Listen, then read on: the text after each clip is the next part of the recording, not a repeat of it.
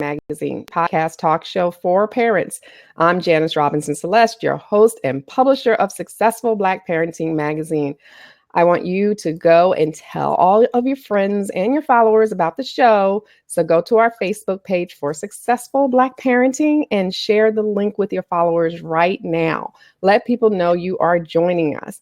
Even better, you can click the options and start a watch party. We really, really, really like watch parties. In addition, you can comment on Facebook, and I will post the best comments live on air. And know that it can take a while for your questions to populate in the backstage area, so ask any questions early. Don't wait. Our hashtag for the show is hashtag BACKTALK, so make sure you use that. Now, you see this handsome gentleman over here? This is my special guest today. He is Dr. Donald Easton-Brooks, and he is the Dean of the College of Education at the University of Nevada, Reno, and the author of Ethnic Matching, the Academic Success of Students of Color. Now, Dr. Easton-Brooks and his work has appeared in parenting magazines, on radio talk shows, television, and other media outlets. His goal is, through policies and practice, to create equitable educational opportunities for all students, and we're happy to have him here. So welcome, Dr. Easton-Brooks. How are you? I'm doing great. Thank you for having me. Thank you. So what is ethnic matching? Tell our audience all about that. So what happened is that I was really trying to look at research that would show us what are some positive things that are happening in schools for students of color, and particularly for African-American students, or Black students. And so I started thinking about what are some of the factors that I understood growing up that kind of helped me along as I grew up in Houston, Texas. And one of the things I came to was that I had a lot of Black teachers. And so I was wondering, is that something that makes a difference? And so I started looking at research on if students of color, particularly if Black students, had a Black teacher, would that make a difference in their academic success? And so ethnic matching is basically that. If a student of a particular race has a teacher of the same race, could that affect the student's academic success as they go through school? Mm-hmm. And what did you find? And what that it indeed was the case. So as students started kindergarten, their math and reading scores were higher if they had a Black teacher than those Black students who did not have a Black teacher, significantly higher.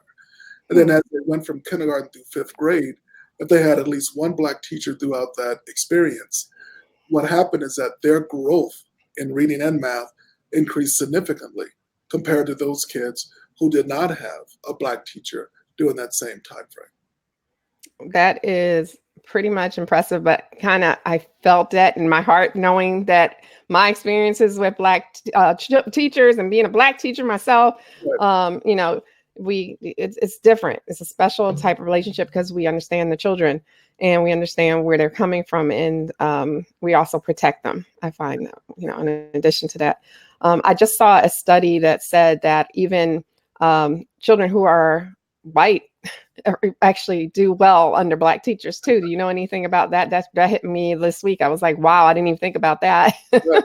So, and it was a research that I can't remember the gentleman out of the University of New York that looked at that study as well and found that white students actually preferred a Black teacher.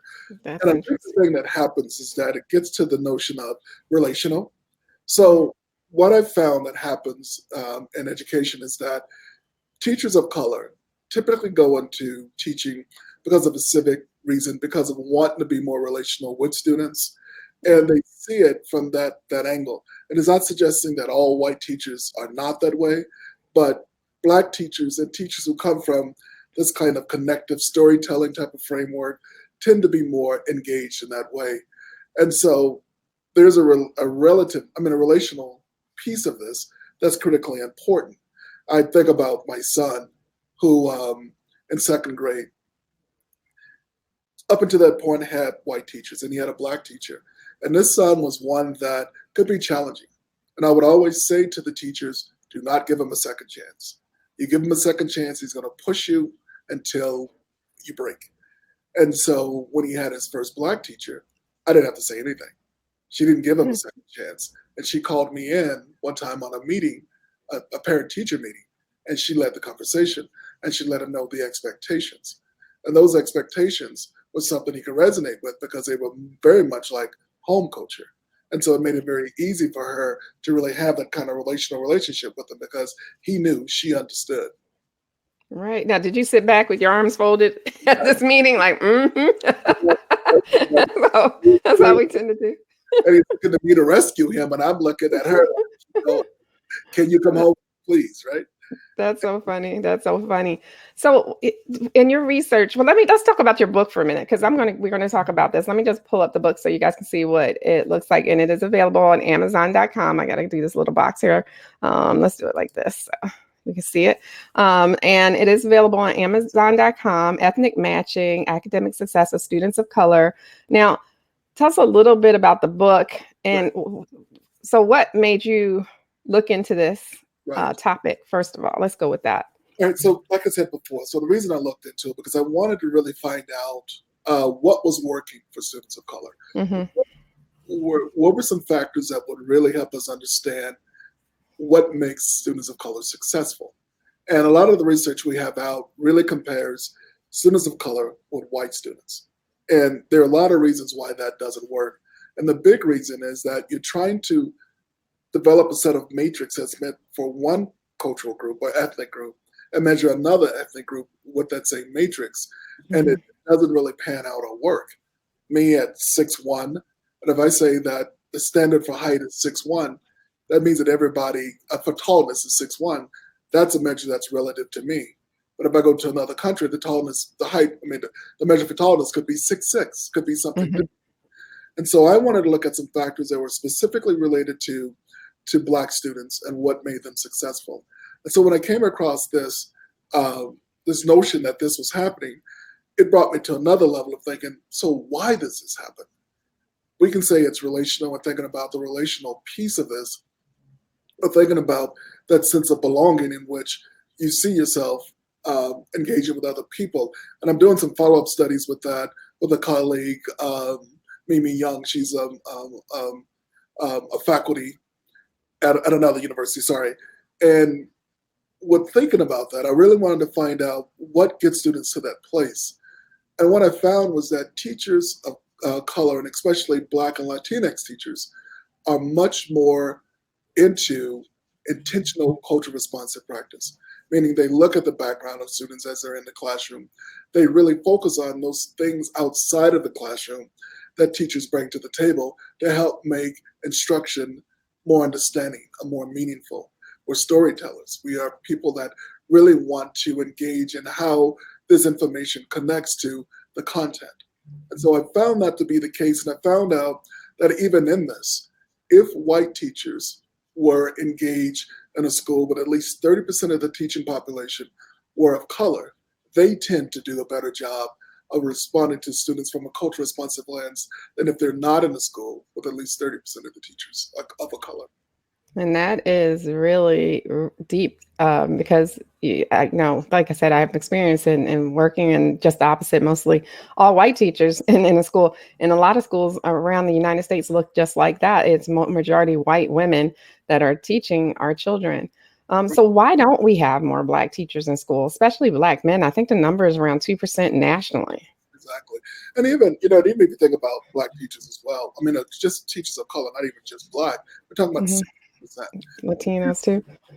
Exactly. So here's the thing about all that, is that right now, 50% of those of the population of 18 and younger in the United States are children of color. 50% of students of color. So we're going to start to see this increase more, where our schools are going to be more than half students of color. And so when this happens, we're going to see this phenomenon of more students of color in schools. And we're starting to see it in more of our urban communities, but we're also seeing some of our suburban communities starting to become more diverse as well, where they're seeing somewhere between 30 and 60% of the population of color. Our rural communities are starting to be close to 30% students of color. So we're starting to see this shift. So what is happening is that we've actually brought in more teachers of color, but we're not retaining them. For instance, over a 20-year span, we had an increase of white teachers at a rate of 41%. and an increase of teachers of color at 91%. But Hmm. what happens is that teachers of color leave the profession 3 to 4 times more than white teachers. And a lot of it has to do with this conflict between why teachers are going into teaching and what schooling is about. And the conflict is that schooling has got to the point that it's about test scores, whereas teachers are trying to look at success, and especially teachers of color looking at success in different ways. For instance, in my book, teachers of color define success as increasing in attendance, increasing in homework, Hmm. increasing in social emotional development. Some of these intangibles that might not be measured on an outcome, but they felt like if these intangibles increase, grades would increase. And so they had a different framework. And so their battle for trying to really be relational come into contrast with test scores. They get frustrated and they leave the field. Also, what's happening too is that education as a whole is being attacked. It is being attacked by people outside of the field, and they're putting a negative spin on education, suggesting that teachers are not doing a good job, principals are not doing a good job. And so, why would you want to go into the field when you have this much pressure? And we have to really kind of change that paradigm. People understand that teachers are very valuable, teachers are very impactful. And yeah, we have things we need to work on, but for the most part, the narrative that's being painted is not the narrative that's a reality. And so education right now is becoming much more of a moneymaker for some.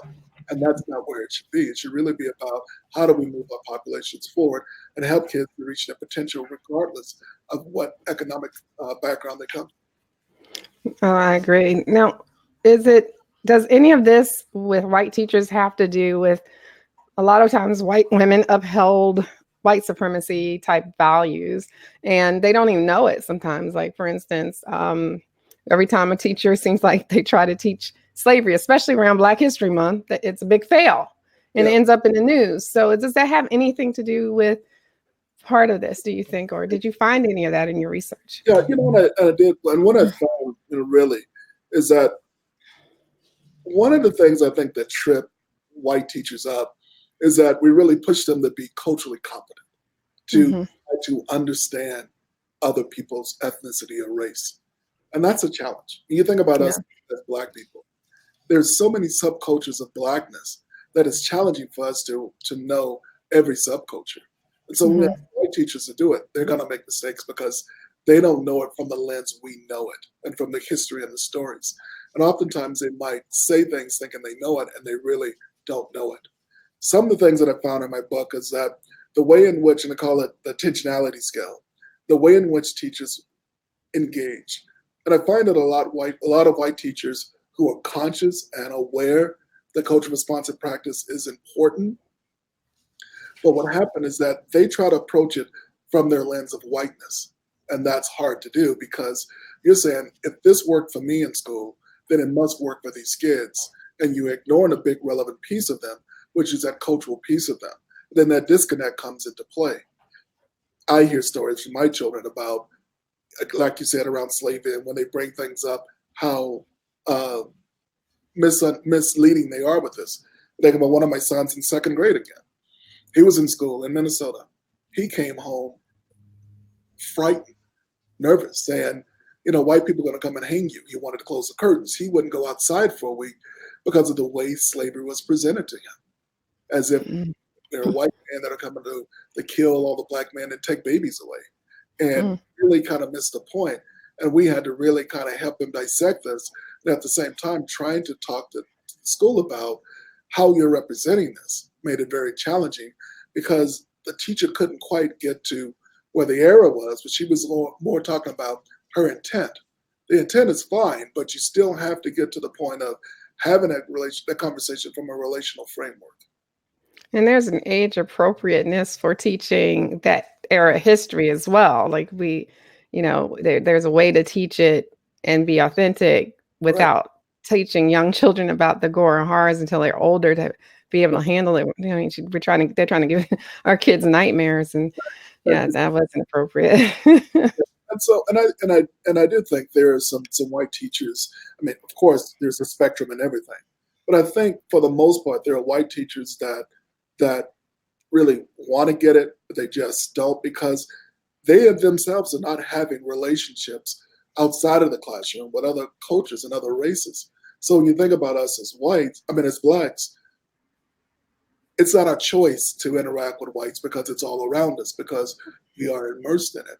But whites can go in their world and never interact with people of color and have that framework. So they need to really interact and engage with people to really get a more authentic understanding of working with students and how to interact.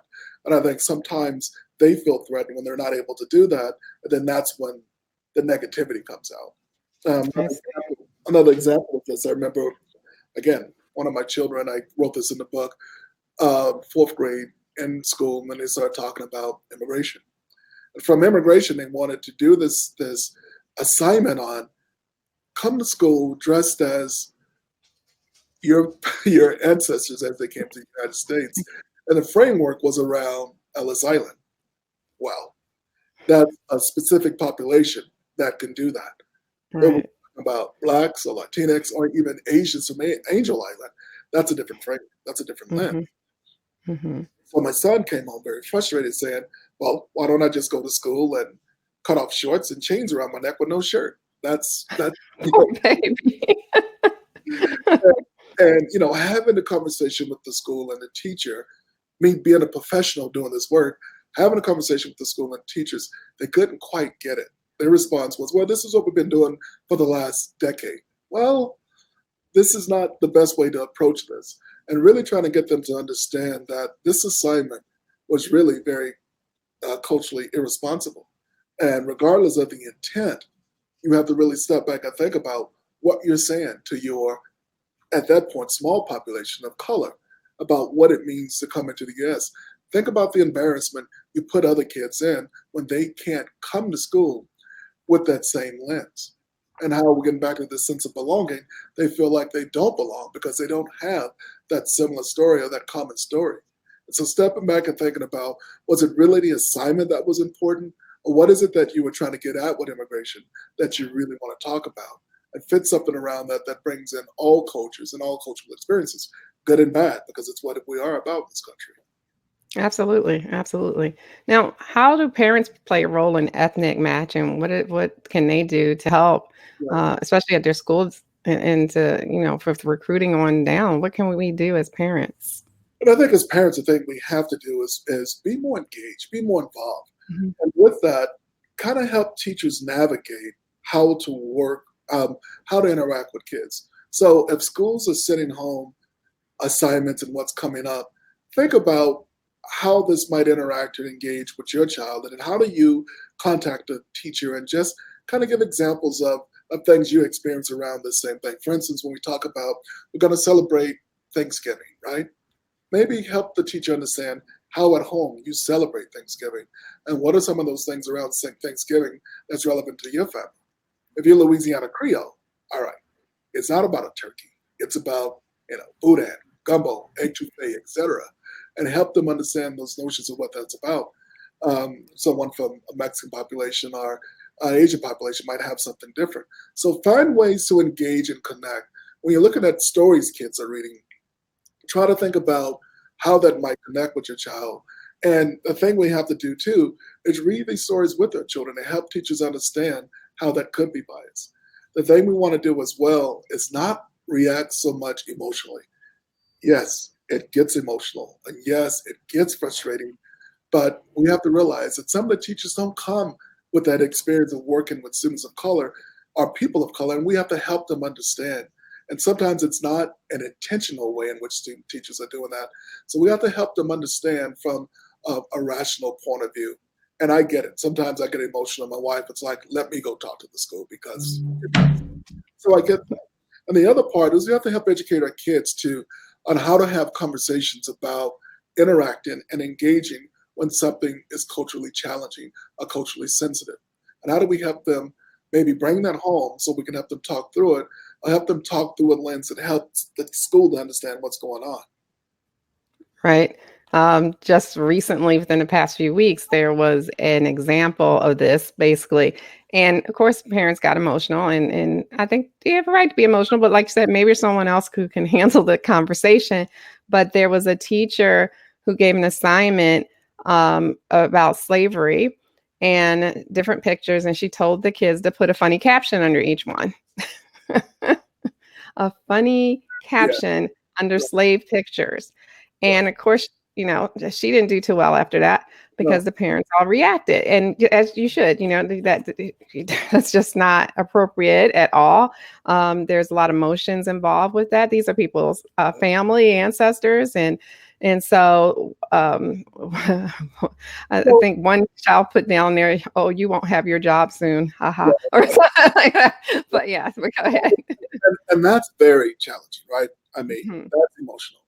So, as a parent, this is tough, but as a parent, a way to probably approach that is by asking the teacher, so can you please help me understand the intent of this assignment? Good. And then kind of maybe express, some of the challenges you might see in that assignment from a calm framework if possible, because that's what you really want to do is try to help this person understand. And hopefully this person can catch what they've done before they get fired. But I have no clue why a teacher would do something like that or what the rationale was about that being funny.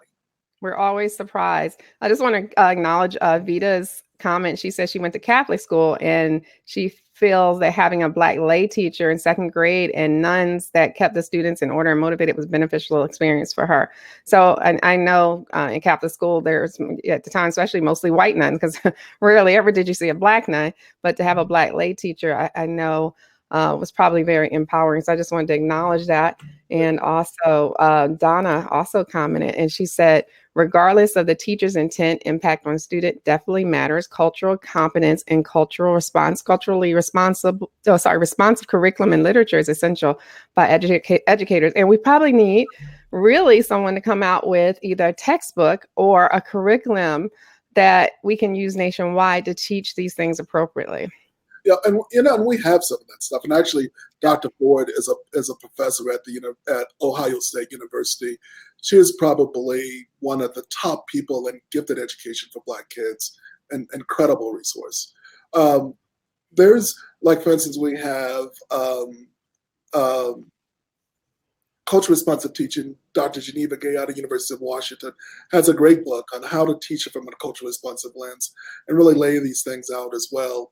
Um, and Gloria Lansing-Billings, Dr. Banks, Rich Miltner out at Vanderbilt. They really do a good job of laying these things out. But what's happened and what I found in my research is this. I asked teachers, both white teachers and teachers of color, have you ever taken cultural responsive practice or multicultural education in your prep program? And 96 to 98% of these teachers said yes. 98% Black teachers of color, 96% white teachers. Then when I asked them if you use this in practice, the teachers of color, 92 to 96% said, yes, I use this in practice. White teachers, 75% said, I use this in practice. Then it gets back to that point of, while we have these matrices out there, we need it to be more intentional, more culture responsive. Right now, a lot of teachers take this class and it's part of the curriculum. It's part of an add-on, and they don't think about it from an intentional lens. And then when they get out in the field, they can't do it because they didn't really pay attention to it at the level they needed to pay attention to it. It's almost like the Mike Tyson saying, everybody has a plan until they get punched in the face. And then I can realize I don't that know if I heard that one by Mike, but that's awesome. and that's kind of what we're dealing with. And then when I asked, I wanted to ask highly professional people of color, people who are, have doctorate degrees, people who are directors, people who have high power positions. I asked about 150. If you had, if you went to public school, and if you went to public school, if you had Black teachers, a teacher of your same race, versus having a teacher who was white, then ask them how these teachers engage with them as far as having a curriculum that was rigorous and how they related their culture to the classroom.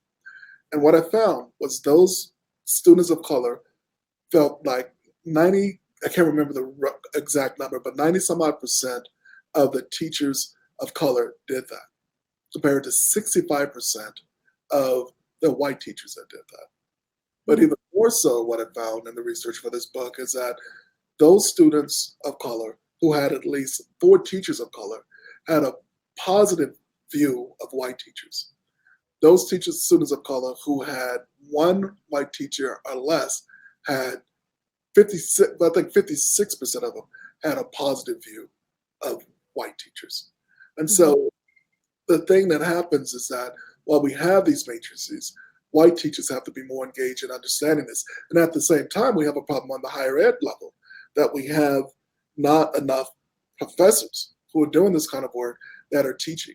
And so we need universities to really hire more people of color that can really help have this conversation so that we're able to really bring that intentionality to cultural responsive practice in a way we haven't been able to do before. I agree. I've been looking for different PhD programs just in social justice, and there are only a handful Right. that you can actually find. Right. Also, I just want to acknowledge Horace's question or statement. He said, I'm a Black male. I have taught in higher ed and K through 12. I have benefited from rationality in my educational journey, and I have practiced in my career. I greatly appreciate the suggestions for empowering parents and students. What suggestions do you have for working for systemic changes at district, state, and national levels? That's a loaded question there. It's a lot. And I would say, I think Horace is absolutely right. There's a level of reform that's needed. And let's just talk just for Black kids. When you think about all the reform that has happened in our country around the Bilingual Education Act, the number of Indian Education Acts, those have really centered around changing curriculums for kids who have a second language or who are native. Never in the history of the United States have we had any educational policy that relates to changing curriculum for Black students. People want to point to Brown versus Board. That wasn't a curriculum change. That was more about allowing Black kids to have access to schools in a different way. And so we haven't really thought about Black kids in that way or thought about the needs of Black community in that way. And so we are starving for reform that really focuses on the needs of Black kids and what they have.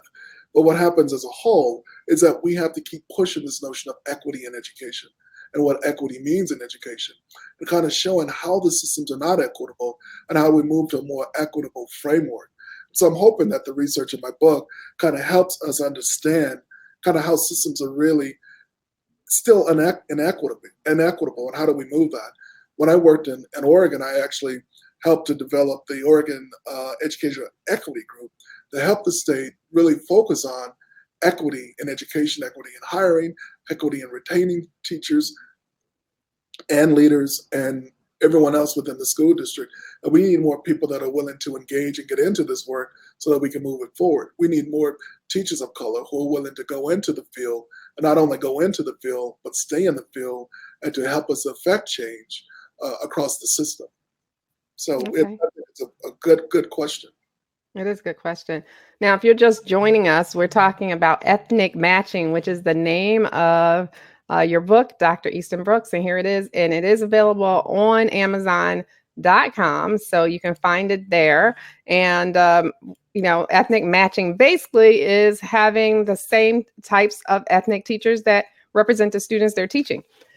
So, yeah. So, what kind? We talked about conversations parents should have with teachers if they get it wrong or before they get it wrong as preventative measures. But Right. what conversations should parents have with their child, especially when they have all white teachers? Yeah. And I think the thing that's challenging for us, but it's a reality for us, is that we have to have a conversation with our children, even if we feel like we live in a safe community. It's going to happen. And it's going to happen because people are human and they make mistakes. And so we have to help our children understand that, well, first understand the difference in what's racist and what's just those things that are culturally insensitive. That's a thin line, right? Mm-hmm. People are spewing hate and are really attacking people based on their race, on language. That's one thing. But when people make statements that for lack of a better word, that doesn't show an accurate depiction of a person's race. How do we do that and deal with that and help our kids understand when you get to this emotional place, you have to think about, how do I check out? So maybe ask, can I be excused? Maybe go to the principal's office or go to the counselor's office and have a conversation about what you've experienced if your child feels too emotional to have that conversation in house. And then maybe try to come back and do something. My oldest son is a social justice, whatever. I don't know what I've created. I didn't try to, but he is. And that's some of the things I taught him about how to have productive conversations and how to check out, because with young kids, they might not be able to have that conversation. They need to check out, get themselves together, talk to someone else before they can have that conversation. And I think that's a critical part. Helping them understand and be aware of themselves in that environment is important. Sometimes our kids might hear things and they want to react, or they hear things and they wonder, is it really what I thought I heard? And sometimes subconsciously they can get emotional and start acting out, not knowing what's going on. But helping them kind of understand, when you feel something that feels uncomfortable, recognize that and figure out, how do you put yourself in a better, safe place to deal with it. Right, right. So we're finding that more and more students, especially students in the suburbs with all white teachers and students, is not longer the ideal a lot of times for this climate that we're in. Right. And a lot of parents are finding it to be suddenly problematic because of their biases against our children. Right. Do you have any advice for them? Is it just talking to the teacher at that point? Because sometimes they'll talk to the teacher and the bias is so strong. And then I've actually advocated for some of these parents, and then they'll go to the principal and they'll be, especially when it comes to something like bullying, and they'll say, oh, I didn't see it. Right. I didn't see it. So do you have any advice for them? And, I'll tell you what I say, but go ahead. I think that's a tough one. And I think that even gets the kind of hard thing. There are some things that are systematic that Mm-hmm. And I think if we have teachers that really are blatant in that way, and the schools that are dealing with this, we have to take it to that district level and really kind of get that understanding of a district level. But what we have to do is have to work together as a group to kind of work through these things, because you're right. And I've gotten it myself, well, I didn't see it this way. Or you find that even the principals might make excuses for the teacher and say, oh, well, that's not what I see in Miss X or Miss Y, or that doesn't represent this person. Well, it might not represent this person, but this is a true experience my child had. And really, kind of, if they cannot understand it, I think you have to take it to that district level and try to get other parents that can help advocate for you these challenges that you're having. Because if this is happening to your child, I can almost guarantee it's happening to other children in the classroom as well. So how do you kind of build that within within the system of understanding? Some of the things as well, it gets back to this whole notion of how, as parents, do we have conversations with our school to help our schools understand cultural differences and cultural interactions, and find ways to humanize us in a way that it helps us understand that you have my child in the classroom with cultural experiences, and I want you to be as responsive to my children as you are to your children. And sometimes it might mean doing some preventative things. Going to school with the first day of school with your children, just introduce yourself to teachers and say, I'm here if you have any questions. It might mean going to parent-teacher conferences when times you don't want to. I'm one of those.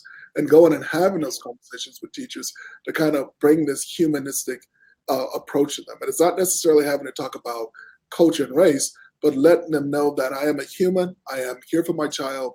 And if you have any questions about my children, I'm here. So I think those kind of preventative things are very important.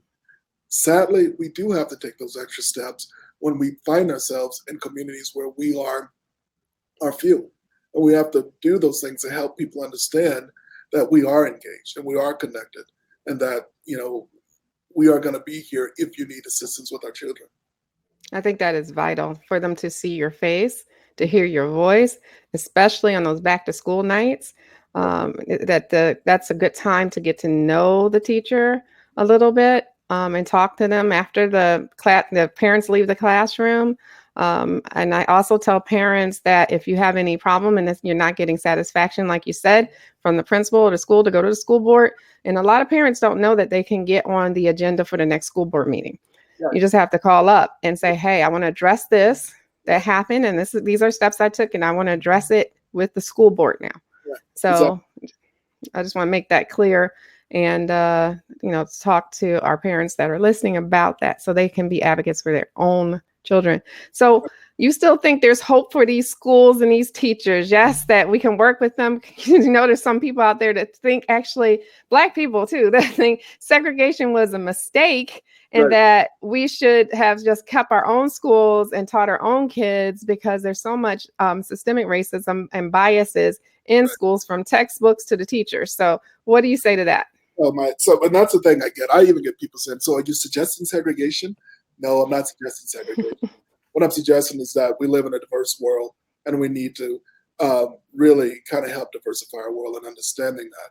Yeah, I even had parents that said, segregation. There were a lot of valuable things about segregation that worked. I went to school, and in elementary school, and the '70s and '60s, in which, even though it wasn't, segregation, it was all Black. And there were things Mm-hmm. that happened in the school that you can really kind of engage in that was different. So I wouldn't say necessarily that we need to have segregation. What we need to do is just be more proactive in the education of our children and kind of be there for our children and help our schools understand. Again, I think it gets back to the point too, is that the more we can get back engaged in schools and get into diversifying the schools, the better it gets. One of the things we don't realize from a historical lens is that what pushed us out of education was that whole notion of desegregation. So we had a lot of people that would go into teaching or being a pastor as Mm-hmm. professionals in the Black community. But when it got to the part of desegregation, what happened is that a lot of Black principals lost their jobs to white principals. A lot of Mm-hmm. Black teachers lost their job to white teachers. And so what happened is that slowly pushed us out of profession. And now we have to kind of step back and get back involved in the profession because our kids need us to be a part of that. Not from this notion of segregation, but we need to help our kids understand how to navigate the world, both in schools and out of schools. Well, I've mentioned that the kids under 18, the majority are kids of color. However, when we look at the economic power structure in our society, it's still white. And we have to be able to help our kids negotiate and understand how to work within that.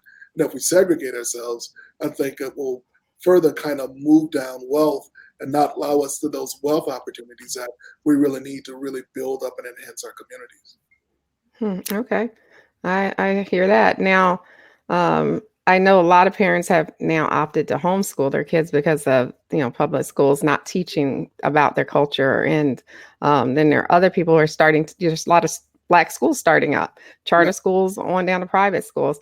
So it's interesting where this will land and end, and see which ones are doing well. So I'm kind of keeping my eye out on those issues to see how we do. Like, if our kids in public school will do well, these private schools that are exclusive. I think it was LeBron James that started this. Was it the Success School? I don't want to say it wrong. Yeah, Success School. I thought that was great, yeah, and but I want to see. I want to see how that works out. And I'm sure he probably has diverse staff in there, but I just want to see how it works out. Now, we ran way over time. Is there anything else that you want to touch on about this subject for our parents who are listening? sure, real quick. And I would say I understand exactly that, and I think it's hard to fight against that notion of what people are doing with schools. And yeah, homeschooling is one of those things that is coming up as well. I think it's really important that if we have opportunities to put our children in safe places so that they can be successful, we do that.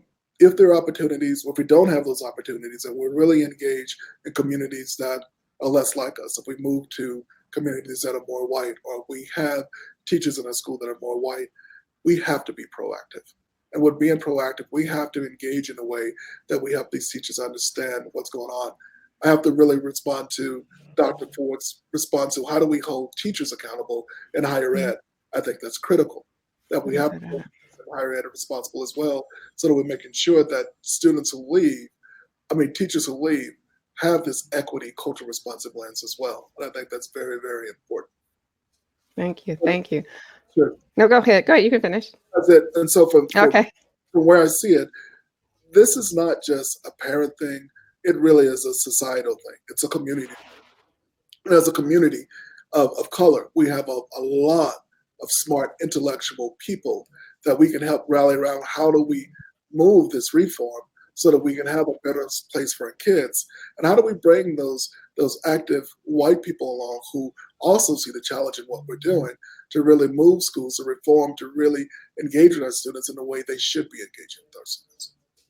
And one last thing, because you made me think of something. And also in the news, I think it was last week, there was a superintendent who clapped back basically at the teachers in his district for saying that Black kids were not teachable.